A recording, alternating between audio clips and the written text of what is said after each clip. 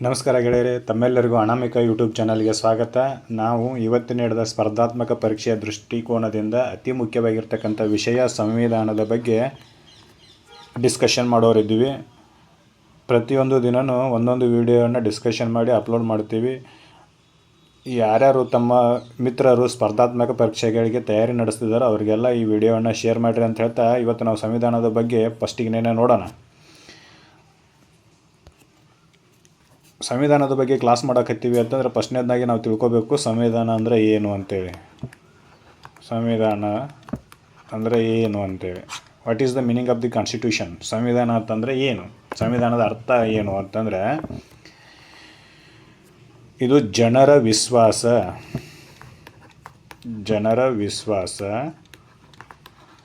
ನಂಬಿಕೆ ಮತ್ತು ಆಕಾಂಕ್ಷೆಗಳನ್ನು ಒಳಗೊಂಡಿರ್ತಕ್ಕಂಥ ಒಂದು ದಾಖಲೆಯಾಗಿರ್ತೈತಿ. ಈ ದಾಖಲೆಗೆ ಕಾನೂನಿನ ಪಾವಿತ್ರ್ಯತೆ ಇರ್ತೈತಿ. ಇಂತಹ ಯಾವುದೇ ಡಾಕ್ಯುಮೆಂಟ್ಗೆ ನಾವು ಏನಂತ ಕರಿತೀವಿ ಅಂತಂದರೆ ಸಂವಿಧಾನ ಅಂತ ಕರಿತೀವಿ. ಅಂದರೆ ಇದು ಒಂದು ಪ್ರದೇಶದ ಜನರ ವಿಶ್ವಾಸ ಮತ್ತು ನಂಬಿಕೆ ಮತ್ತು ಆಕಾಂಕ್ಷೆಗಳ ದಾಖಲೆಯಾಗಿದ್ದು, ಇದು ಕಾನೂನಿನ ಪಾವಿತ್ರ್ಯತೆಯನ್ನು ಹೊಂದಿತ್ತು ಅಂತಂದ್ರೆ ಅದಕ್ಕೆ ನಾವೇನಂತೆ ಕರಿತೀವಿ ಅಂತಂದರೆ ಸಂವಿಧಾನ ಅಂತ ಕರಿತೀವಿ. ಲೀಗಲ್ ಸ್ಯಾಂಕ್ಟಿಟಿಯನ್ನು ಹೊಂದಿರಬೇಕು. ಈಗ ಯಾವುದೇ ಕಾನೂನನ್ನು ಯಾವುದೇ ದಾಖಲೆ ಅದು ಕಾನೂನಿನ ಮಾನ್ಯತೆಯನ್ನು ಹೊಂದಿರಲಿಲ್ಲ ಅಂತಂದ್ರೆ ಅದನ್ನು ನಾವು ಸಂವಿಧಾನ ಅಂತ ಕರೆಯೋಕ್ಕೆ ಬರೋದಿಲ್ಲ. ಸಂವಿಧಾನ ಅಂತಂದ್ರೆ ಕಾನೂನಿನ ಮಾನ್ಯತೆಯನ್ನು ಹೊಂದಿರಬೇಕು, ಅದಕ್ಕೆ ಪವಿತ್ರತೆ ಇರಬೇಕು. ಅದನ್ನು ನಾವು ಸಂವಿಧಾನ ಅಂತ ಕರಿತೀವಿ. ಇದನ್ನು ಇನ್ನೊಂದು ಅರ್ಥದೊಳಗೆ ಹೇಳೋದಾತಂದ್ರೆ ಇದು basic law of the land ಅಂತ ಕರೀತಾರೆ. ಅಂತಂದರೆ ದೇಶದ ಮೂಲಭೂತ ಕಾನೂನು ಅಂತೇಳಿ basic law of the land ಅಂತ ಕರೀತಾರೆ. ಮೂಲಭೂತ ಕಾನೂನು ಯಾವುದೇ ದೇಶದ ಮೂಲಭೂತ ಕಾನೂನಿಗೆ ನಾವೇನಂತೆ ಕರಿತೀವಿ ಅಂತಂದರೆ ಸಂವಿಧಾನ ಅಂತ ಕರಿತೀವಿ. ಯಾವುದೇ ದೇಶದ ಮೂಲಭೂತ ಕಾನೂನಿಗೆ ನಾವು ಸಂವಿಧಾನ ಅಂತ ಕರಿತೀವಿ. ಅಂತಂದರೆ ಈ ಸಂವಿಧಾನದ ಆಧಾರದ ಮೇಲೇ ಬೇರೆ ಬೇರೆ ಕಾನೂನುಗಳು ರೂಪುಗೊಳ್ಳುತ್ತವೆ ಹೊರತಾಗಿ ಬೇರೆ ಬೇರೆ ಕಾನೂನುಗಳ ಆಧಾರದ ಮೇಲೆ ಸಂವಿಧಾನವನ್ನು ರೆಡಿ ಮಾಡೋಕ್ಕಾಗೋದಿಲ್ಲ. ಸಂವಿಧಾನ ಏನು ಹೇಳ್ತೈತಿ ಅದರ ಆಧಾರದ ಮೇಲೇ ಕಾನೂನುಗಳು ರೂಪುಗೊಳ್ಳುತ್ತವೆ ಹೊರತು ತಮ್ಮ ಮನಸ್ಸಿಗೆ ಬಂದಂಗೆ ರೂಪುಗೊಳ್ಳೋದಿಲ್ಲ. ಹಾಗಾಗಿಯೇ ಸಂವಿಧಾನವನ್ನು ನಾವೇನಂತ ಕರಿತೀವಿ ಅಂತಂದರೆ basic law of the land ಅಂತ ಕರಿತೀವಿ. Basic law of the land ಅಂದರೆ ಮೂಲಭೂತ ಕಾನೂನು, ಆ ದೇಶದ ಅಥವಾ ಆ ನೆಲದ ಮೂಲಭೂತ ಕಾನೂನಿಗೆ ನಾವೇನಂತ ಕರಿತೀವಿ ಅಂದರೆ ಸಂವಿಧಾನ ಅಂತ ಕರಿತೀವಿ. ಆ ಕಾನೂನು ಜನರ ವಿಶ್ವಾಸ, ನಂಬಿಕೆ, ಆಕಾಂಕ್ಷೆಗಳ ಒಂದು ದಾಖಲೆಯಾಗಿರ್ತೈತಿ ಮತ್ತು ಅದಕ್ಕೆ ಪಾವಿತ್ರ್ಯತೆ ಇರ್ತೈತಿ. ಇದನ್ನು ನಾವು ಸಂವಿಧಾನ ಅಂತ ಕರಿತೀವಿ. ಸಂವಿಧಾನ ಅಂತಂದರೆ ಏನಂತೇಳಿ ನೋಡಿದ್ವಿ. ಹಾಗಾದ್ರೆ ಸಂವಿಧಾನ ಮಾಡೋ ಕೆಲಸ ಏನೇನೈತಿ ಅಂತೇಳಿ ತಿಳ್ಕೊಳ್ಳೋಣ.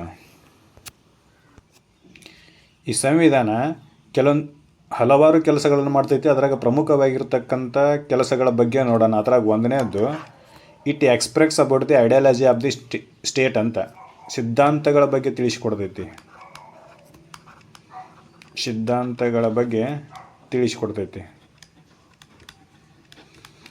ನಮ್ಮ ದೇಶಕ್ಕಿರೋ ಸಿದ್ಧಾಂತಗಳು ಯಾವುವು ಅಂತಂದರೆ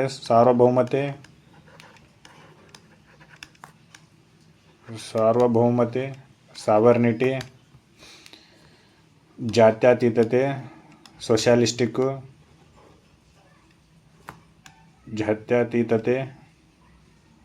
ಸಮಾಜವಾದ, ಸೋಷಿಯಲಿಸ್ಟಿಕ್ಕು, ಜಾತ್ಯತೀತತೆ ಅಂದರೆ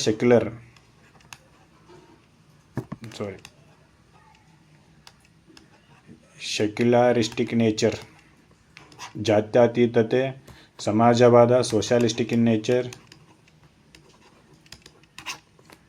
ಆಮೇಲೆ ರಿಪಬ್ಲಿಕ್, ಗಣತಂತ್ರ. ಈ ರೀತಿ ಸಿದ್ಧಾಂತಗಳ ಆಧಾರದ ಮೇಲೆ ದೇಶ ನಡೀತೈತಿ ಅಂತೇಳಿ ತಿಳಿಸ್ಕೊಡ್ತೈತಿ, ಸಿದ್ಧಾಂತಗಳ ಬಗ್ಗೆ ತಿಳಿಸ್ಕೊಡ್ತೈತಿ. ಆಮೇಲೆ ಎರಡನೇ ಕೆಲಸ ಏನಪ್ಪ ಅಂತಂದ್ರೆ ಮೂಲ ಕಾನೂನುಗಳ ಬಗ್ಗೆ ತಿಳಿಸ್ಕೊಡ್ತೈತಿ. ಈ ದೇಶದಲ್ಲಿ ಯಾವ್ಯಾವ ಕಾನೂನುಗಳು ಬೇಸಿಕ್ ಕಾನೂನುಗಳು ಅದಾವು ಅಂತೇಳಿ, ಮೂಲ ಕಾನೂನು ಅಂದರೆ ಅವುಗಳ ಆಧಾರದ ಮೇಲೇ ನೀನು ಕಾನೂನನ್ನು ಮಾಡಬೇಕು, ಮುಂದುವರೆದ ಕಾನೂನುಗಳನ್ನು ಮಾಡಬೇಕು. ಆ ಮೂಲ ಕಾನೂನುಗಳು ಯಾವ್ಯಾವಪ್ಪ ಅಂತಂದ್ರೆ ಮೂಲಭೂತ ಹಕ್ಕುಗಳು, ರಾಜ್ಯ ನಿರ್ದೇಶಕ ತತ್ವಗಳು, ಆಮೇಲೆ ಕರ್ತವ್ಯಗಳು, ಈ ರೀತಿಯಾಗಿರ್ತಕ್ಕಂಥ ಕೆಲವೊಂದಿಷ್ಟು ಕಾನೂನುಗಳದಾವ, ಅವುಗಳ ಬಗ್ಗೆ ಇದು ತಿಳಿಸಿಕೊಡುವ ಕೆಲಸವನ್ನು ಕಾನ್ಸ್ಟಿಟ್ಯೂಷನ್ ಮಾಡ್ತೈತಿ. ಮೂರನೇದ್ದು ಸಾಂಸ್ಥಿಕ ಚೌಕಟ್ಟನ್ನು ಒದಗಿಸಿಕೊಡ್ತೈತಿ. ಮೂರನೇದ್ದು ಸಾಂಸ್ಥಿಕ ಚೌಕಟ್ಟು ಅಂದ್ರೆ ಆರ್ಗನೈಜೇಷನಲ್ ಫ್ರೇಮ್ವರ್ಕನ್ನು ಹಾಕಿಕೊಡ್ತೈತಿ. ಯಾವ್ಯಾವ ಆರ್ಗನ್ಗಳು ಯಾವ ರೀತಿ ಕೆಲಸ ಮಾಡಬೇಕು ಅಂತೇಳಿ ಹೇಳ್ಕೊಡ್ತೈತಿ. ಅಂದ್ರೆ ಸುಪ್ರೀಂ ಕೋರ್ಟ್ ಯಾವ ರೀತಿ ಕೆಲಸ ಮಾಡಬೇಕು, ಹೈಕೋರ್ಟ್ ಯಾವ ರೀತಿ ಕೆಲಸ ಮಾಡಬೇಕು, ಸ್ಟೇಟ್ ಗೌರ್ಮೆಂಟ್ ಯಾವ ರೀತಿ ಕೆಲಸ ಮಾಡಬೇಕು, ಸೆಂಟ್ರಲ್ ಗೌರ್ಮೆಂಟ್ ಯಾವ ರೀತಿ ಕೆಲಸ ಮಾಡಬೇಕು, ಎಲೆಕ್ಷನ್ ಕಮಿಷನ್ ಆಫ್ ಇಂಡಿಯಾ ಹೆಂಗೆ ಕೆಲಸ ಮಾಡಬೇಕು ಅನ್ನೋದು, ಸಂಸ್ಥೆಗಳು ಯಾವ್ಯಾವ ರೀತಿ ಕೆಲಸ ಮಾಡಬೇಕು ಅನ್ನೋದರ ಬಗ್ಗೆ ತಿಳಿಸ್ಕೊಡ್ತೈತಿ. ಆಮೇಲೆ ಅದರ ಹಾಕಿರ್ತಕ್ಕಂಥ ಚೌಕಟ್ಟಿನಲ್ಲಿನೇ ಕೆಲಸ ಮಾಡಬೇಕು ಅಂತೇಳಿ ಹೇಳ್ತೈತಿ. ಯಾವುದು? ಸಂವಿಧಾನ. ಈ ರೀತಿಯಾಗಿರ್ತಕ್ಕಂಥ ಕೆಲಸಗಳನ್ನು ಹೇಳ್ತೈತಿ. ನಾಲ್ಕನೇದು ಸರ್ಕಾರದ ಹಂತಗಳು, ಲೆವೆಲ್ ಆಫ್ ಗೌರ್ಮೆಂಟ್ಸ್ ಎಷ್ಟದಾವು ಅಂತ ಹೇಳ್ತೈತಿ. ಸರ್ಕಾರದ ಹಂತಗಳು, ಆ ದೇಶದೊಳಗೆ ಸರ್ಕಾರ ಯಾವ್ಯಾವ ಹಂತದಲ್ಲಿ ಕೆಲಸ ಮಾಡ್ತೈತಿ ಅಂತ, ಎಷ್ಟು ಹಂತಗಳಲ್ಲಿ ಕೆಲಸ ಮಾಡ್ತೈತಿ ಅಂತ. ಒಂದು ಸೆಂಟ್ರಲ್ ಗೌರ್ಮೆಂಟು ಸೆಂಟ್ರಲ್ದಲ್ಲಿ ಕೆಲಸ ಮಾಡ್ತೈತಿ, ನಮ್ಮಲ್ಲಿ ಸ್ಟೇಟ್ ಗೌರ್ಮೆಂಟು ಸ್ಟೇಟ್ನಲ್ಲಿ ಕೆಲಸ ಮಾಡ್ತೈತಿ. ಆಮೇಲೆ ಲೋಕಲ್ ಬಾಡೀಸು ಈಗ ಜಿಲ್ಲಾ ಪಂಚಾಯತ್ತು, ಆಮೇಲೆ ಪಟ್ಟಣ ಪಂಚಾಯತ್ತು, ತಾಲೂಕಾ ಪಂಚಾಯತ, ಗ್ರಾಮ ಪಂಚಾಯತ.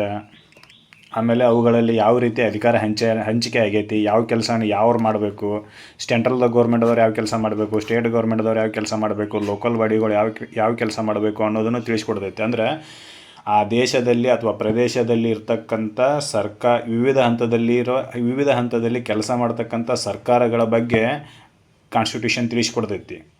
ಆಮೇಲೆ ಲಾಸ್ಟ್ನೇದ್ದು ತಿದ್ದುಪಡಿಗಳ ಬಗ್ಗೆ ತಿಳಿಸ್ಕೊಡ್ತೈತಿ. ಅಮೆಂಡ್ಮೆಂಟ್ಸ್ಗಳ ಬಗ್ಗೆ, ತಿದ್ದುಪಡಿಗಳು ಕನ್ನಡದಾಗ ಕರಿತೀವಿ. ತಿದ್ದುಪಡಿಗಳು ಯಾವ ಪ್ರಾವಿಷನು ಯಾವ ರೀತಿ ತಿದ್ದುಪಡಿ ಆಗಬೇಕು, ಆಮೇಲೆ ಯಾವ ಕಾನೂನು ಯಾವ ರೀತಿ ತಿದ್ದುಪಡಿ ಬೇಕು, ಮೆಜಾರಿಟಿ ಎಷ್ಟು ಇರಬೇಕು, ತಿದ್ದುಪಡಿ ಮಾಡಬೇಕಾದ್ರೆ ಮಾಡಿದರೆ ಬೇಸಿಕ್ ಸ್ಟ್ರಕ್ಚರ್ಗೆ ಹಾನಿ ಆದರೆ ಏನಾಗ್ತೈತಿ, ಎಲ್ಲದರ ಬಗ್ಗೆನೂ ಕೂಡ ಮಾಹಿತಿ ಕೊಡ್ತೈತಿ. ಯಾವುದು? ಸಂವಿಧಾನ ಪ್ರಮುಖವಾಗಿ ನಿರ್ವಹಿಸುವ ಕೆಲಸಗಳು ಯಾವ್ಯಾವಪ್ಪ ಅಂತಂದರೆ, ಒಂದನೇದ್ದು ಐಡಿಯಾಲಜಿ, ಸಿದ್ಧಾಂತಗಳ ಬಗ್ಗೆ ಹೇಳ್ತೈತಿ. ಎರಡನೇದ್ದು ರೂಲ್ಸ್ಗಳ ಬಗ್ಗೆ ಹೇಳ್ತೈತಿ, ಲಾಗಳ ಬಗ್ಗೆ ಹೇಳ್ತೈತಿ, ಕಾನೂನುಗಳ ಬಗ್ಗೆ ಹೇಳ್ತೈತಿ. ಮೂರನೇದ್ದು ಆರ್ಗನೈಜೇಷನಲ್ ಫ್ರೇಮ್ವರ್ಕ್ಗಳ ಬಗ್ಗೆ ಹೇಳ್ತೈತಿ. ನಾಲ್ಕನೇದ್ದು ಲೆವೆಲ್ಸ್ ಆಫ್ ಗೌರ್ಮೆಂಟ್ಗಳ ಬಗ್ಗೆ ಹೇಳ್ತೈತಿ. ಐದನೇದ್ದು ಕಾನೂನುಗಳ ತಿದ್ದುಪಡಿಗಳ ಬಗ್ಗೆ ಹೇಳ್ತೈತಿ, ಅಮೆಂಡ್ಮೆಂಟ್ಗಳ ಬಗ್ಗೆ ಹೇಳ್ತೈತಿ. ಇಷ್ಟು ನೆನಪಿರಬೇಕು. ಇವಾಗ ಕಾನ್ಸ್ಟಿಟ್ಯೂಷನ್ ಅಂದರೆ ಏನು ಮತ್ತು ಅದು ನಿರ್ವಹಿಸುವ ಫಂಕ್ಷನ್ಗಳ ಬಗ್ಗೆ ನೋಡಿದ್ವಿ. ಇಲ್ಲಿ ಇನ್ನೊಂದು ಟರ್ಮ್ ಬರ್ತೈತಿ, ಕಾನ್ಸ್ಟಿಟ್ಯೂಷನಲಿಸಮ್ ಅಂಥೇಳಿ. ಸಂವಿಧಾನಾತ್ಮಕತೆ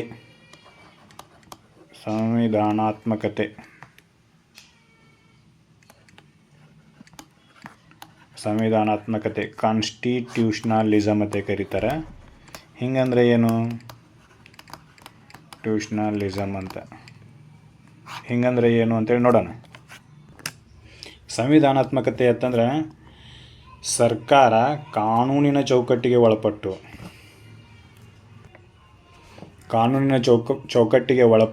ಕೆಲಸ ಮತ್ತು ಕಾರ್ಯಗಳನ್ನು ನಿರ್ವಹಿಸಲು ಸಂವಿಧಾನ ನಿರ್ದೇಶಿಸ್ತೈತಿ. ಯಾರಿಗೆ? ಸರ್ಕಾರಕ್ಕೆ. ಸರ್ಕಾರ ಕಾನೂನಿನ ಚೌಕಟ್ಟಿಗೆ ಒಳಪಟ್ಟು ಕೆಲಸ ಮತ್ತು ಕಾರ್ಯಗಳನ್ನು ನಿರ್ವಹಿಸಲು ಸಂವಿಧಾನ ನಿರ್ದೇಶಿಸ್ತೈತಿ. ಅಲ್ಲದೆ ಅನಿಯಂತ್ರಿತ, ಅನ್ಕಂಟ್ರೋಲ್ಡ್ ಅಥವಾ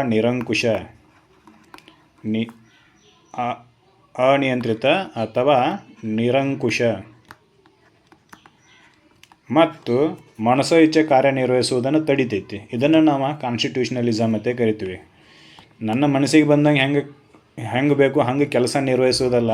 ಕಾನ್ಸ್ಟಿಟ್ಯೂಷನ್ ಏನು ಹೇಳ್ತೈತಿ ಹಂಗೆ ಕೆಲಸ ನಿರ್ವಹಿಸಬೇಕು ಅಂತೇಳಿ ಸರ್ಕಾರಕ್ಕೆ ಹೇಳ್ತೈತಿ. ಅದನ್ನು ನಾವೇನಂತೆ ಕರಿತೀವಿ ಅಂತಂದ್ರೆ ಸಂವಿಧಾನಾತ್ಮಕತೆ ಅಥವಾ ಕಾನ್ಸ್ಟಿಟ್ಯೂಷನಲಿಸಮ್ ಅಂತೇಳಿ ಹೇಳ್ತೈತಿ.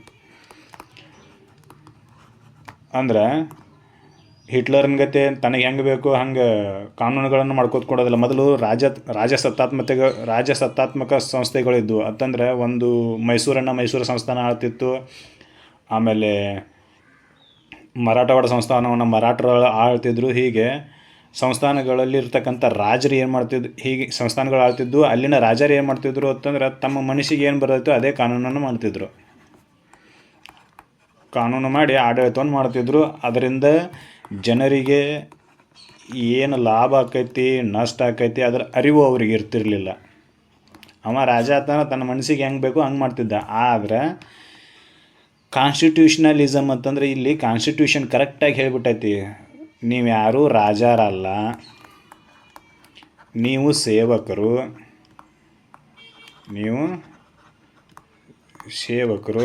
ನಿಮಗೆ ನಾವೇನು ಹೇಳೀವಿ, ನಾ ಏನು ನಿರ್ದೇಶನ ಕೊಟ್ಟೀನಿ ಅದನ್ನು ಅಷ್ಟೇ ಮಾಡ್ಬೇಕು ನೀವು, ಅದನ್ನು ಹೊರತು ಬೇರೆ ಏನೂ ಮಾಡೋಕ್ಕೆ ಬರೋದಿಲ್ಲ ಅಂತೇಳಿ ಹೇಳ್ತೈತಿ. ಇದನ್ನು ನಾವು ಕಾನ್ಸ್ಟಿಟ್ಯೂಷನಲಿಸಮ್ ಅಂತ ಕರಿತೀವಿ. ಇದನ್ನು ನಾವೇನಂತ ಕರಿತೀವಿ, ಸಂವಿಧಾನಾತ್ಮಕತೆ ಅಂತ ಕರಿತೀವಿ. ಸಂವಿಧಾನಾತ್ಮಕತೆ ಅನ್ನೋದು ಇನ್ನೊಂದು ಮಾತಿನಲ್ಲಿ ಹೇಳಬೇಕು ಅಂತಂದ್ರೆ ಲಿಮಿಟೆಡ್ ಗೌರ್ಮೆಂಟ್, ಸೀಮಿತ ಸರ್ಕಾರ.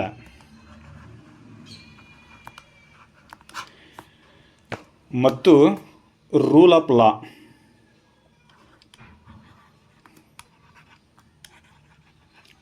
ಆಫ್ ಲಾಗಳ ಬಗ್ಗೆ ಹೇಳ್ತೈತಿ. ಕಾನ್ಸ್ಟಿಟ್ಯೂಷನಲಿಸಮ್ ಲಿಮಿಟೆಡ್ ಗೌರ್ಮೆಂಟು, ಸೀಮಿತ ಸರ್ಕಾರ, ಮತ್ತು ರೂಲ್ ಆಫ್ ಲಾಗಳ ಬಗ್ಗೆ ಹೇಳ್ತೈತಿ. ಜೊತೆಗೆ ನಿರಂಕುಶ ಮತ್ತು ಸರ್ವಾಧಿಕಾರಿಗಳ ಆಡಳಿತ ಧೋರಣೆಯನ್ನು ಪ್ರತಿಬಂಧಿಸ್ತೈತಿ. ನಿರಂಕುಶ ಮತ್ತು ಸರ್ವಾಧಿಕಾರಿ ಆಡಳಿತ ಧೋರಣೆಯನ್ನು ಪ್ರತಿಬಂಧಿಸ್ತೈತಿ. It prohibits arbitrary and authoritarian government ಅಂತೇಳಿ ಕರೀತಾರೆ ಅದನ್ನ. ಅಂತಂದ್ರೆ ನಿರಂಕುಶ ಮತ್ತು ಸರ್ವಾಧಿಕಾರಿ ಗೌರ್ಮೆಂಟನ್ನು ಪ್ರತಿಬಂಧಿಸ್ತೈತಿ. ನೀವೇನು ಮಾಡಬೇಕು ಅಂತಂದ್ರೆ, ನಿನಗೆ ಅಧಿಕಾರ ಏನೈತಿ ಅಂದ್ರೆ, ಸರ್ಕಾರಕ್ಕೆ ಅಧಿಕಾರ ಎಷ್ಟೈತಿ ಅಂದ್ರೆ ಸೀಮಿತವಾಗೈತಿ, ಇಷ್ಟ ಲಿಮಿಟೆಡ್. ನಾ ಏನು ಹೇಳೀನಿ ಅದನ್ನ ಅಷ್ಟೇ ಮಾಡಬೇಕು, ಜಾಸ್ತಿ ಏನೂ ಮಾಡೋಕ್ಕೆ ಬರೋಂಗಿಲ್ಲ. ಅದು ಹೆಂಗೆ, ರೂಲ್ ಆಫ್ ಲಾ, ಕಾನೂನಿನ ಅಡಿಯಲ್ಲಿ ಕೆಲಸ ಮಾಡಬೇಕು, ಕಾನೂನಿನ ನಿಯಮಗಳಿಗೆ ಅನುಗುಣವಾಗಿ ಕೆಲಸ ಮಾಡಬೇಕು. ರೂಲ್ ಆಫ್ ಲಾ ಇವೆರಡನ್ನು ಹೇಳೋದ್ರ ಜೊತೆಗೆ arbitrary nature of the government and authoritarian nature of the ಗೌರ್ಮೆಂಟನ್ನು ಪ್ರೈಹಿಬಿಟ್ ಮಾಡ್ತೈತಿ. ನಿರಂಕುಶ ಮತ್ತು ಸರ್ವಾಧಿಕಾರಿ ಧೋರಣೆಯನ್ನು ಹೊಂದಿರತಕ್ಕಂಥ ಆಡಳಿತವನ್ನು ಪ್ರತಿಬಂಧಿಸ್ತೈತಿ. ಇದು ಹಂಗೆ ಮಾಡೋಕ್ಕೆ ಬರೋದಿಲ್ಲ. ನಿನ್ನ ಮನಸ್ಸು ಹೆಚ್ಚೆ ನಿನಗೇನು ಬೇಕೋ ಅದನ್ನು ಮಾಡೋಕ್ಕೆ ಬರೋದಿಲ್ಲ ಸರ. ಮತ್ತು ನೀವೆಲ್ಲ ಹಿಂಗೆ ಅಂತೀರಿ, ಸಿದ್ದರಾಮಯ್ಯನವರು ಶಕ್ತಿ ಯೋಜನೆ ಆಮೇಲೆ ಗ್ಯಾರಂಟಿ ಯೋಜನೆಗಳನ್ನು ತೊಗೊಂಬಂದ್ರು, ಅವೇನು ಕಾನೂನಿನ ಅಡಿಯಲ್ಲಿ ಇದಾವಣ ಅಂತ ಕೇಳ್ಬೋದು. 5 ಗ್ಯಾರಂಟಿ ಯೋಜನೆಗಳು ಅವೆಲ್ಲನೂ ಕಾನೂನಿನ ಅಡಿಯಲ್ಲಿ ಇದಾವಣ ಅಂತ ಕೇಳ್ಬೋದು. ಎಸ್, ಅವೆಲ್ಲ ಕಾನೂನಿನ ಅಡಿಯಲ್ಲಿನೇ ಅದಾವ. ಯಾವ ಕಾನೂನು ಹೇಳ್ತಾವೆ ಅಂತಂದ್ರೆ ಹಂಗೆ ರಾಜ್ಯ ನಿರ್ದೇಶಕ ತತ್ವಗಳು